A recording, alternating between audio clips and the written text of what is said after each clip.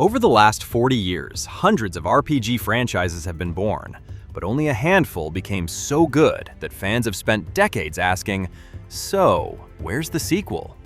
These are the games that built passionate communities, pushed the genre forward, and then got rewarded by being completely abandoned.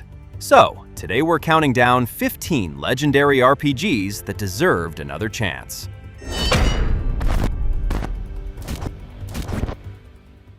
Xenogears was apparently what happened when Square gave a group of young developers 2 discs and permission to explain giant robots, childhood trauma, reincarnation, organized religion, and the nature of God all at once. Released on the PS1 in 1998, it begins with Fei Fong Wong accidentally destroying his peaceful village inside a stolen gear, then keeps expanding until that small tragedy becomes one piece of a conspiracy stretching across 10,000 years.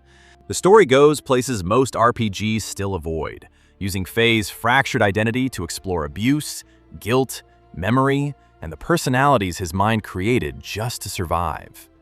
Meanwhile, its world hides ancient civilizations, manufactured religions, genetic experiments, and machines worshipped as gods. The combat was just as ambitious.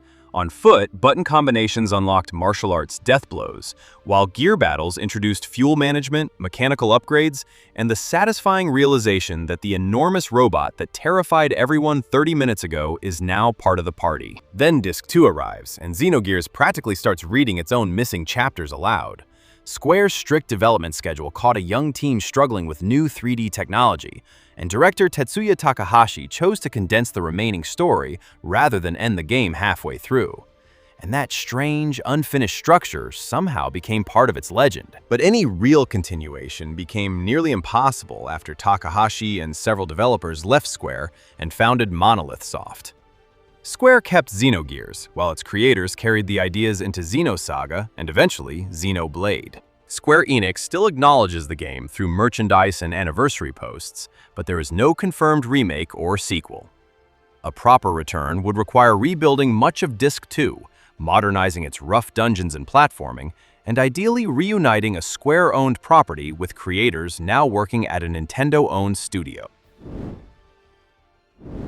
Shadow Hearts might be the only RPG series where World War I, demonic possession, Rasputin, a vampire wrestler, and a wolf tournament somehow belong in the same history textbook. The series took place in an alternate version of the early 20th century, mixing real countries, political conflicts, occult rituals, and grotesque monsters, instead of sending another group of teenagers through a medieval kingdom. And its greatest weapon was Yuri Hyuga, a sarcastic, emotionally wrecked hero who could absorb monster souls and transform into demons. His relationship with Alice gave the first 2 games a surprisingly personal core, while Shadow Hearts Covenant turned that tragedy into one of the strongest character arcs on the PS2. Combat had its own personality too. Every attack, spell, and even item use relied on the Judgment Ring, forcing players to time button presses inside rotating hit zones. Covenant expanded it with combos, aerial attacks, customizable rings, and enemies that could shrink, accelerate, or completely mess with the interface.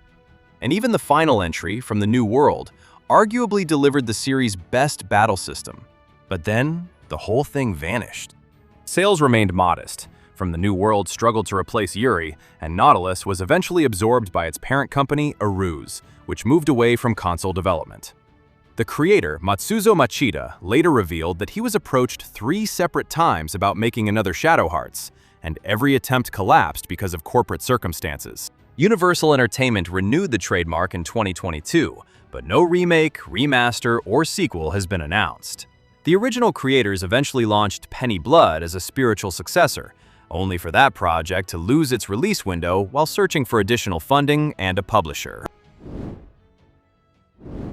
Released near the end of the PS2 era, Rogue Galaxy follows Jaster Rogue, a desert kid mistaken for a legendary bounty hunter who suddenly finds himself aboard a pirate ship, jumping between planets filled with robots, jungle tribes, prison cities, and enough anime drama to power several seasons.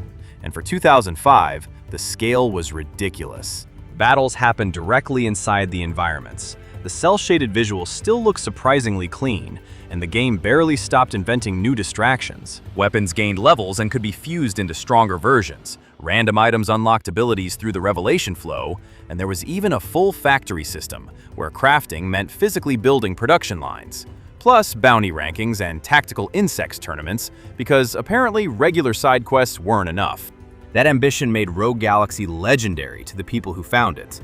But it also helped bury the series. Level 5 spent over 3 years building what it hoped would become a million-selling franchise. Instead, it arrived in North America in 2007 after the PS3 had already launched, and only months after Final Fantasy XII had swallowed most of the remaining PS2 spotlight. Reviews praised the world and presentation, while criticizing repetitive combat, unreliable party AI, and a story that took too long to reach its best ideas. Sony later released the PS2 version on PS4, but no sequel or real remaster followed. Level 5 moved toward bigger properties like Professor Layton, Inazuma 11, and Ni no Kuni, while Rogue Galaxy remained tied to Sony. A modern return would require both companies to reunite for a cult classic that never proved it could sell like the blockbuster it was designed to become. Alright, Legends, if your reflexes are sharp enough to play games, they're definitely good enough to smash the like button. And while you're at it, hit subscribe if you're into wild lists, deep dives, or just need something in the background while dodging real-life responsibilities. Oh, and don't forget to drop a comment. Whether it's a hot take, a random first, or a completely unrelated rant, I read it all, probably way more than I should. Konami invented one of the coolest tactical RPG formulas on the PS2, then locked the blueprints in a drawer and forgot where they put the key. Set in an alternate 1960s, where Japan was split between Communist North and Capitalist South, Ring of Red replaces sleek anime mechs with armored fighting walkers, huge machines that move like tanks trying to walk after leg day. Battles start on a turn-based map, where terrain, firing range, and positioning decide who enters with the advantage. Then everything shifts into real time, forcing each pilot to wait for a clean shot while infantry squads repair the machine, fire rockets, or get caught in the crossfire. And that hybrid system made every encounter feel like a military operation instead of two robots trading damage numbers. Pilots gained experience, supporting troops could be permanently lost, and missions regularly stretched across several hours, creating a campaign that felt exhausting in exactly the way a war story should. It also explains why Ring of Red never escaped cult classic status. The missions were enormous, saving mid-operation was painfully limited, the Western translation struggled with a politically dense story, and the AFWs offered far less customization than the concept deserved. Strong reviews could only carry such a demanding strategy game so far, and Konami never publicly explained why a sequel failed to happen. The game briefly returned as a PS2 classic on PS3 before disappearing again, and since then, there has been no credible sequel, remake, or remaster rumor. A revival would need faster battles, proper checkpoints, a new localization, and deeper AFW customization without turning these lumbering steel monsters into generic action game superheroes. Alundra may be the only RPG where saving someone from a nightmare can still end with half the village blaming you for everything. Released on the original PlayStation, it came from developers who had worked on Landstalker, and they built it around a wonderfully cruel idea. Alundra doesn't earn traditional experience points because the player is supposed to get better instead. That means learning enemy patterns, reading rooms, solving multi-step puzzles, and occasionally missing the same isometric jump enough times to reconsider every decision that brought you there. The setup gave all that frustration real weight.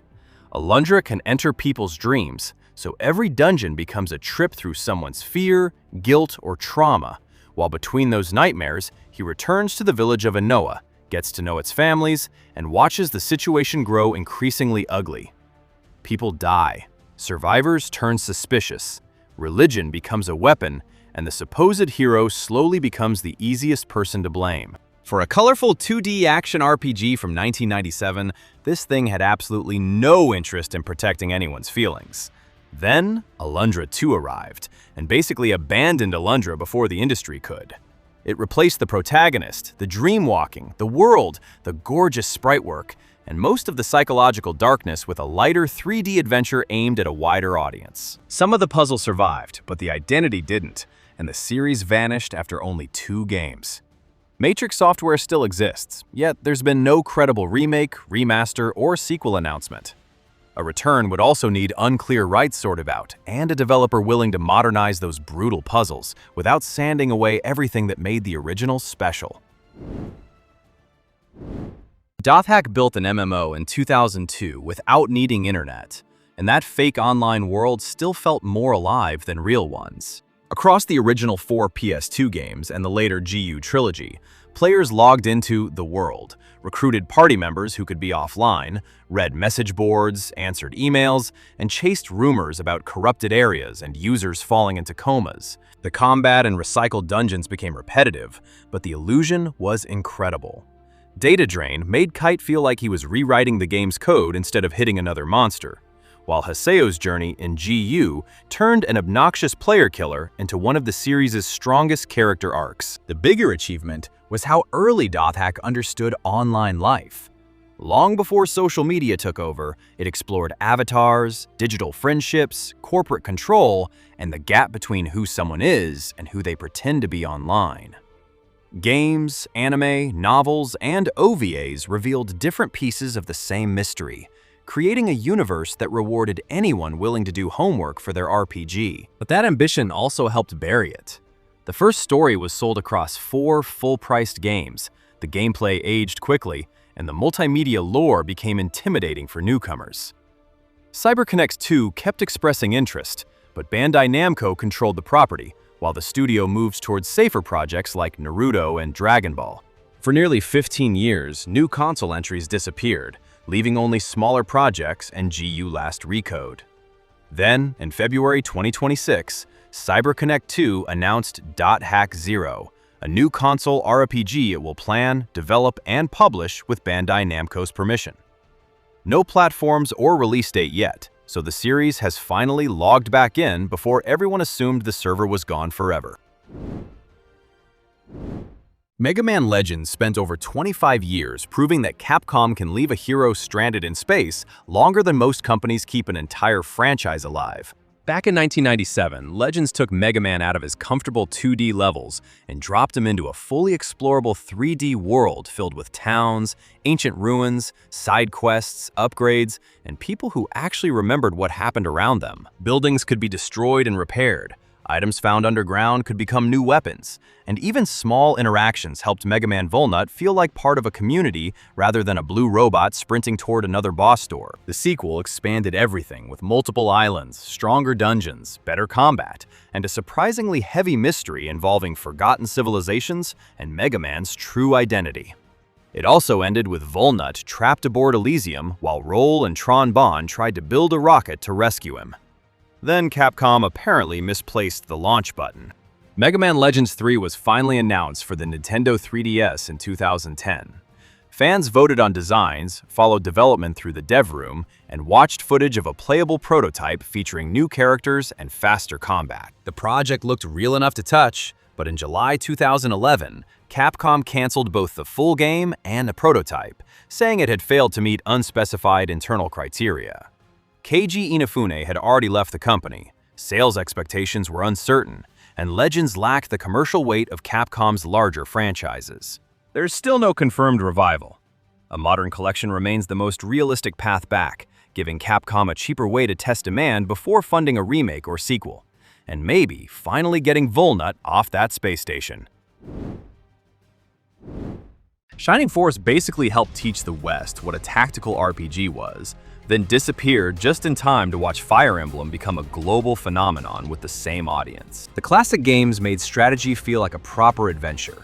Between battles, the party explored towns, searched for secrets, bought equipment, and recruited an army filled with centaurs, robots, dragons, ninjas, birdmen, and whatever other creature happened to be standing near the road. Combat stayed easy to understand, but terrain, movement, promotions, hidden classes, and each character's unique strengths gave the campaigns plenty of depth without demanding a military degree. Shining Force 2 expanded that formula with a larger world, more secrets, and one of the most satisfying progression systems of the 16-bit era.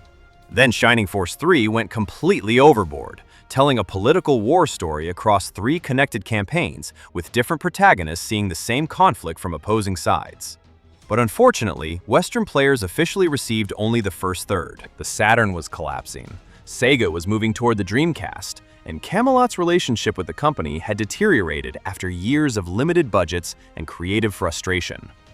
Camelot eventually moved on to Nintendo, where it created Golden Sun, while Sega kept the shining name and attached it to action RPGs that had almost nothing to do with the tactical classics. The closest thing to a modern comeback was a mobile game called Heroes of Light and Darkness, which was canceled in 2022 before release.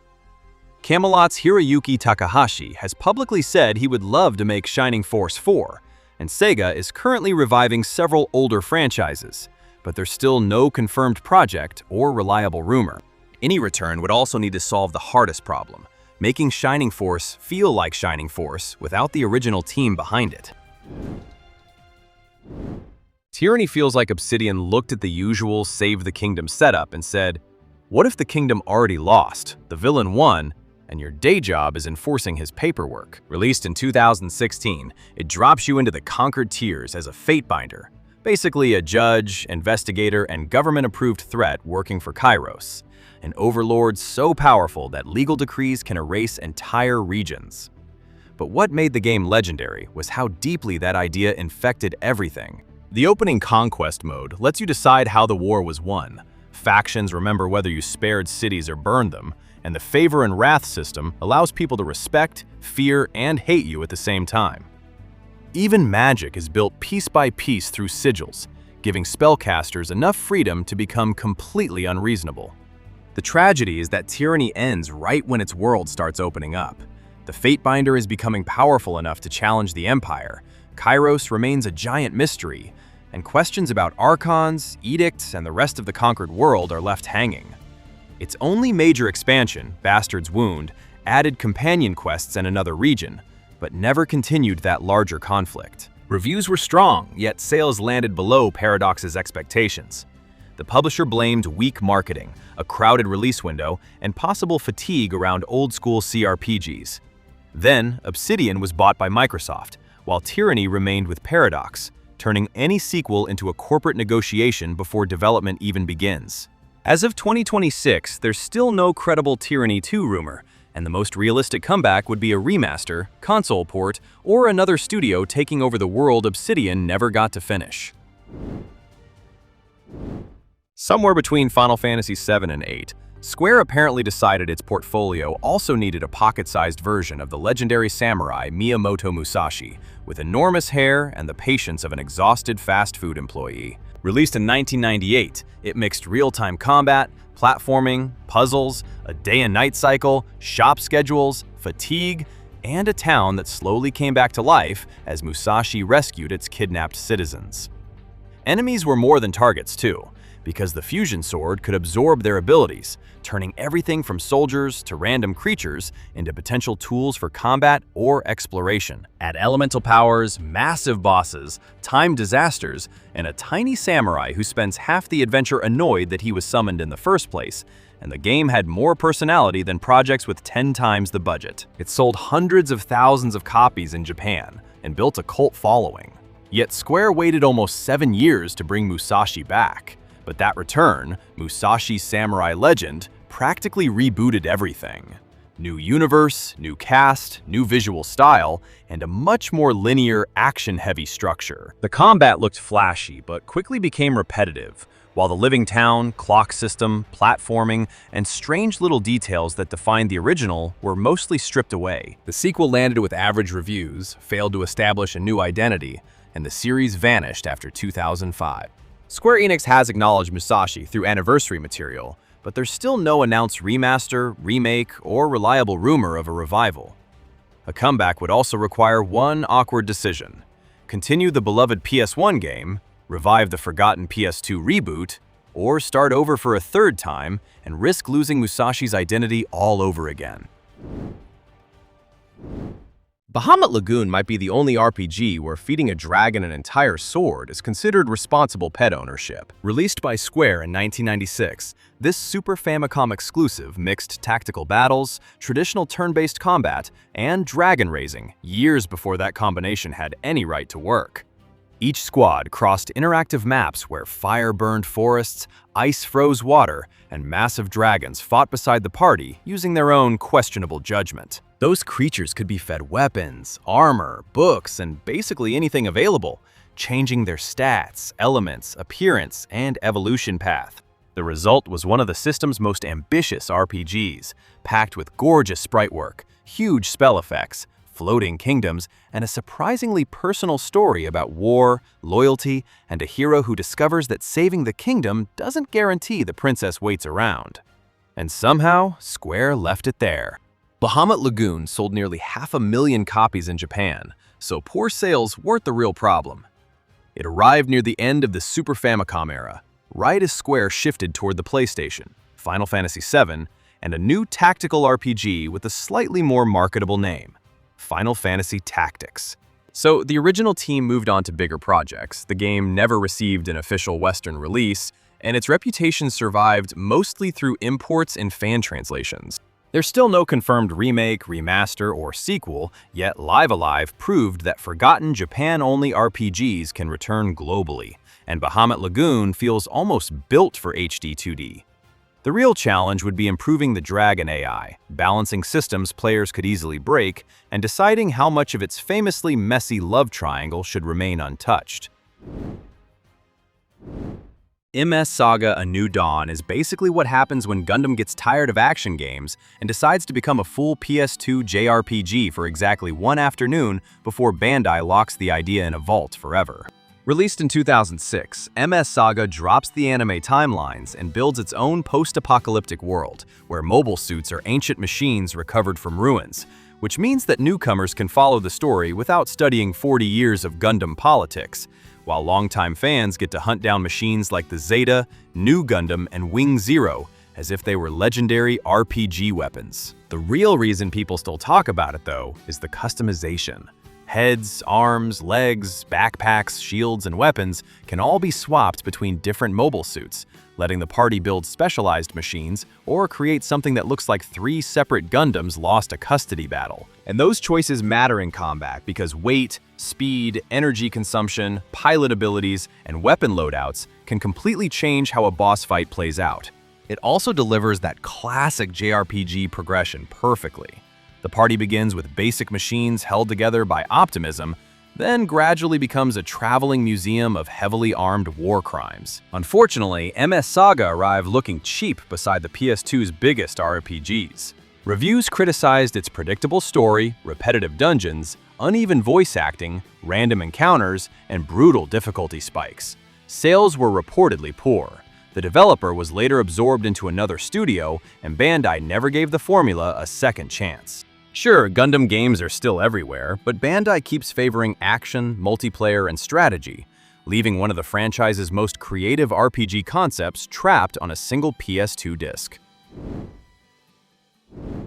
Dino Crisis has been extinct for so long that the dinosaurs have a better chance of coming back than the franchise. Capcom launched the first game in 1999 under Resident Evil creator Shinji Mikami, and Resident Evil with dinosaurs barely explains why it worked.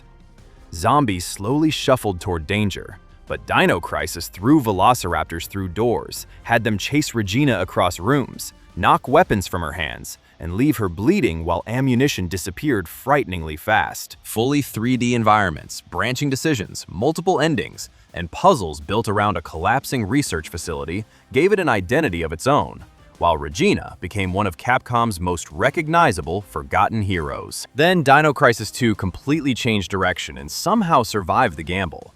Survival horror became a fast arcade bloodbath, where chaining dinosaur kills earned points for weapons, ammunition, and upgrades. The campaign moved through jungles, military bases, underwater facilities, and enough prehistoric wildlife to bankrupt Jurassic Park's insurance company.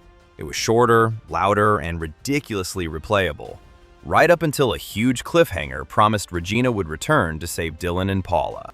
Capcom answered that promise by sending Dino Crisis 3 into space, removing the original cast, ignoring the unresolved story, and combining jetpacks with fixed camera angles, an idea apparently approved during a meeting where nobody was allowed to say no.